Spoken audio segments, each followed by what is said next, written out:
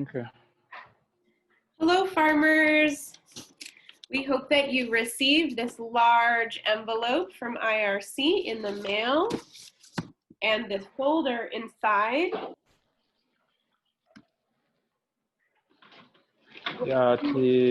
Turabaramukije mwese hama muhurikiye mu umugwi w'abarimyi twizere yuko uwo ari we wese yabonye iri kete akabona n'iki gitabo turiko turabereka.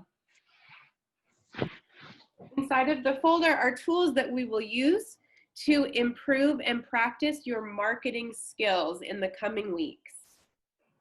Iki twakibarungikiye kugira ngo murabe ibikoresho birimwo canke ibisabwa birimwo mushobora kuzakoresha mu minsi iri imbere mu gihe muzaba muriko mushora ivyanyu. So make sure to keep this folder somewhere safe when we're not using it during the week, because we will come back to each part to explain and practice what it is for. Tubasabe tubinginge ibi bintu mubibike neza kuko tuzoza kubibasobanurira neza urupapuro ku rundi mu minsi iri imbere. Today we are going to talk about and practice writing an invoice. So find the page that looks like this in your folder. Uno munsi tugiye kubigisha ukuntu bandika ikibita invoice canke urupapuro utanga rugaragaza ivyo wadandaje n'amafaranga abariko. Dusabe mu rufate ruringaho muri ico gitabo. Dufate urupapuro rusa n'uru nguru ariko rerekana. This is your practice invoice sheet. So pull it out now so that you can practice filling it out as we talk about each part in our video today.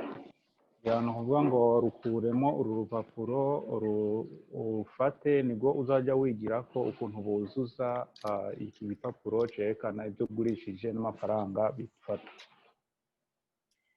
Writing an invoice is a very important skill that you will need when selling to businesses like Pivot Produce or a grocery store or a restaurant. Kwandika canke kwiga gukoresha ibintu ni ivy'akamaro kuko ngo nivyo muzoza murakoresha mu gihe muzaba muragurisha ibintu vyanyu ku masoko canke kuri ya private canke ya soko y'abikorera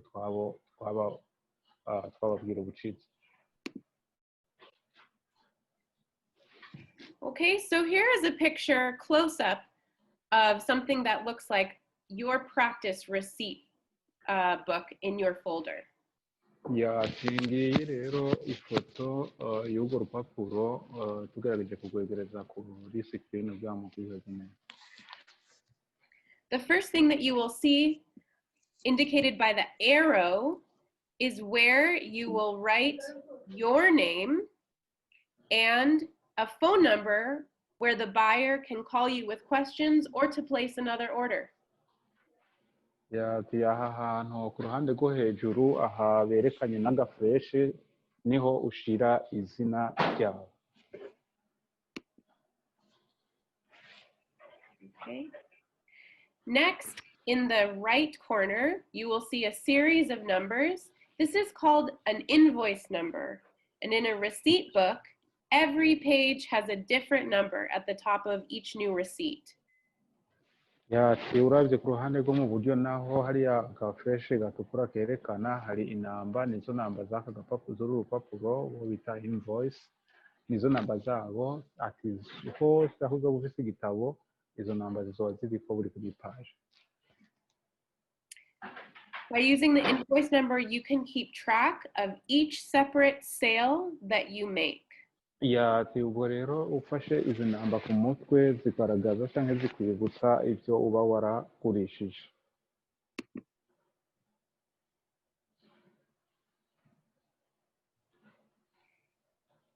If we follow the arrow, the next section is where we will write the name of the business that is buying our produce. So for our example today, we have written Pivot Produce on the sold to line. Ubwo rero tugerageje gukwikiraza uko ako kampi kayerekana aho naho niho uca ushira izina ry'isoko uba ugiye gushoramo, akarorero nk'aba baranditse pivot produce, niyo soko bafatiye ko akarorero.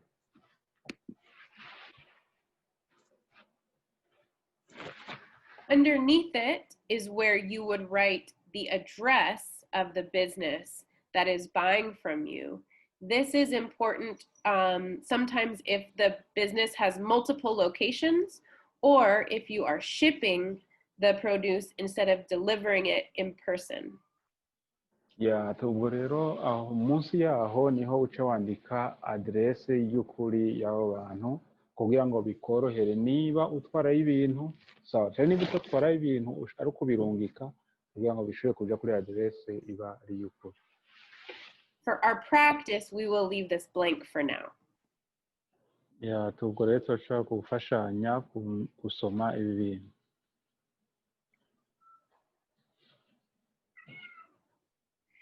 In the first section of the green, the gray area here is where you will write the name of the person who made the sale. Aho hagati rero y'intuze y'amakadere abiri y'epfo n'iya ruguru, aho mubona akarongo gatukura, agafureshi gatukura cyangwa akambi gatukura, niho tuza kwandika amazina yawe.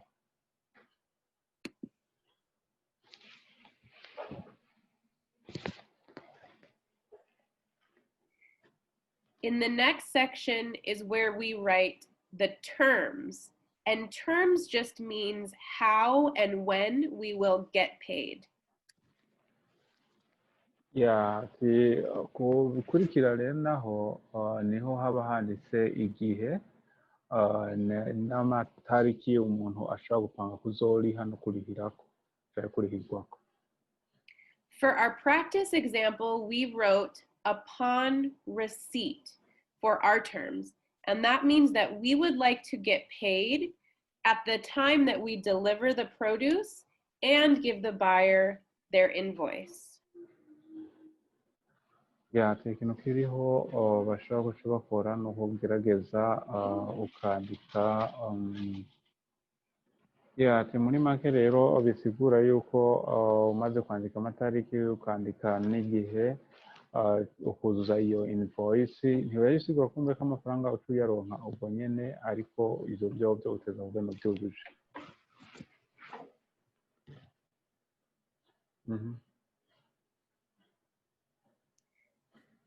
This is where we write the date that the sale was made. So we have written today's date in this area. Ahangaha niho twandika amatariki y'umunsi twadandarijeho ibintu. So today's date is October, the 10th month of the year, and it is the 28th day of the month in 2020. So we have written 10/28/20 for the date. How about 28? 10/28/20.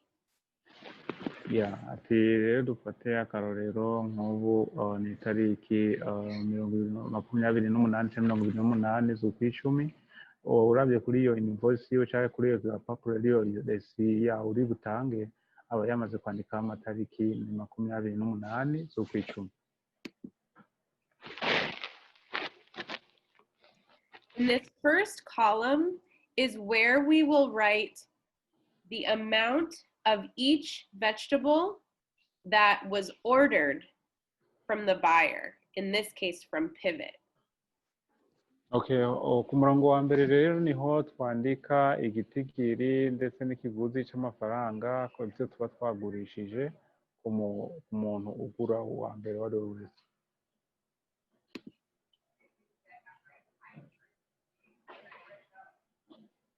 Go ahead. In the second column is where we will write the amount of each vegetable that was delivered by the grower. Hanyuma mu kantuze muri utwo turongo tundi dukurikira niho dushira ivyo umuguzi yaguze.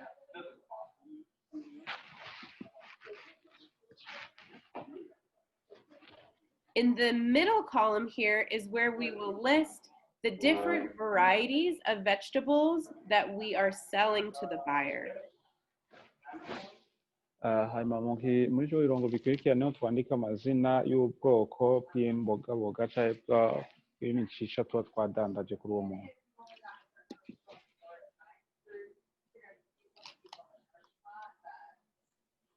In this next column is where we will list the price per unit.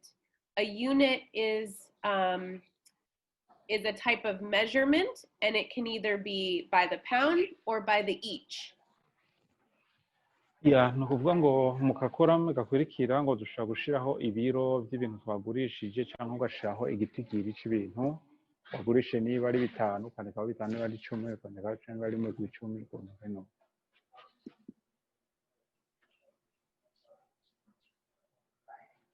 In this next column is where we will write the number of units that we are selling to the buyer. Mu karongo ka nyuma cyangwa mu gakorano ka nyuma niho dushyira amafaranga ayo twahawe cyangwa ayo dusanzwe tudahirwa. We get this number by taking the price per unit and multiplying it by the number of units sold to get our dollar amount that we are owed. Atubwiye turonke totale ya byose dufata amafaranga turihira ikintu kimwe tukagwiza n'ibyo twatanze, niba ari ibintu 2 cyangwa 3 4 tukabigwiza icyarimwe, amagara tubona amafaranga yose ya totale twategereza kuba twakoreye.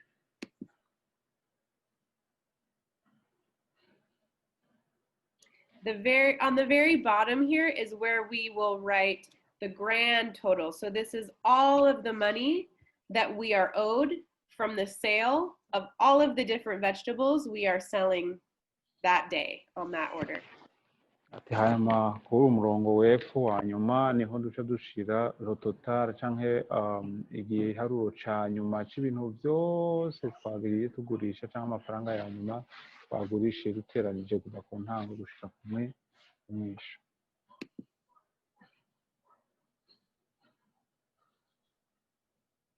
So we get the grand total amount of money owed by adding up all of the numbers in this last column.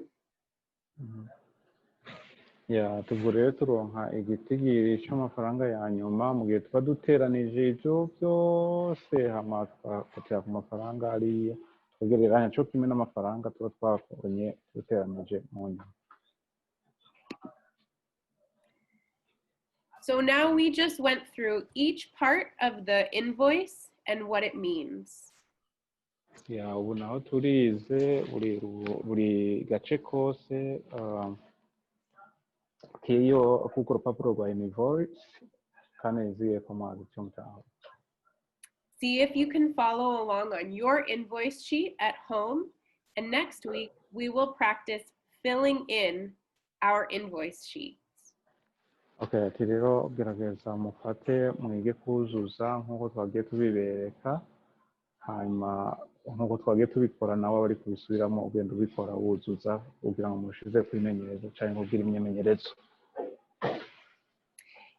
If this feels hard because it is new, don't get frustrated. This is why we're practicing together. And I look forward to seeing you again next week so that we can practice writing on our invoice sheets. Okay.